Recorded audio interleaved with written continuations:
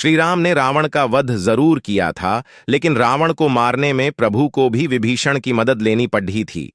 आखिर क्या थी वजह, आइए जानते हैं। अश्विन मास के शुक्ल पक्ष की दशमी को विजयादशमी या दशहरा का पर्व मनाया जाता है। इस वर्ष दशहरा 15 अक्टूबर को मनाया जा रहा है। श्री राम ने विजयदशमी यानी दशहरा के दिन रावण का वध करके विजय प्राप्त की थी। लेकिन रावण को मारना इतना आसान नहीं था। हालांकि रावण अमर तो नहीं था, लेकिन उसे मारना भी असंभव था। यहां तक कि श्री राम को रावण का वध करने के लिए विभीषण की मदद लेनी पड़ी थी। आखिर क्या कारण था कि रावण को मारने में श्री राम की मदद विभीषण ने करी? चलिए जानते हैं, ऐसा क्या था रावण के पास जो उसे सर्वशक्तिशाली बनाता था। क्यों था रावण को मारना असंभव? रावण एक सिद्ध ब्राह्मण था और परम तपस्वी। उसने अपनी तपस्या से कई वरदान प्राप्त किए थे। हालांकि रावण अमर तो नहीं था, लेकिन उसे मारना भी असंभव था। इसका कारण था अमृत कलश। रावण ने अमृत कलश अपनी नाभि में छिपाकर रखा था। रावण ने कैसे प्राप्त किया?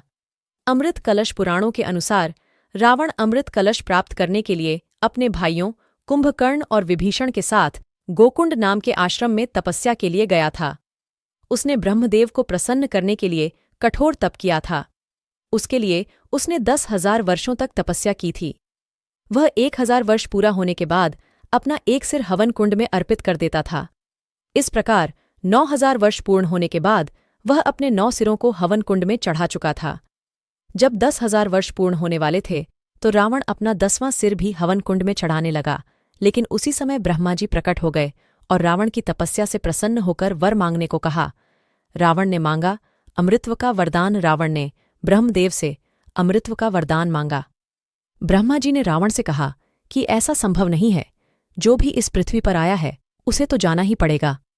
तब रावण ने यह वर मांगा कि मनुष्य जाति को छोड़कर और कोई भी उसका वध न कर सके।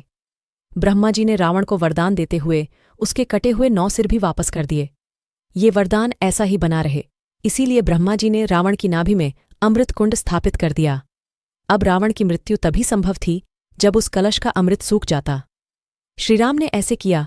रावण का वध जब प्रभु श्रीराम और रावण के बीच युद्ध हो रहा था, तब उसे मारने में बहुत समस्या हो रही थी। तभी विभीषण ने श्रीराम को संकेत दिया कि वह रावण की नाभि में तीर मारें, क्योंकि वहां रावण ने अमृत कलश छिपा रखा है। इतना कहते ही श्रीराम ने तीर चला दिया और रावण मारा गया।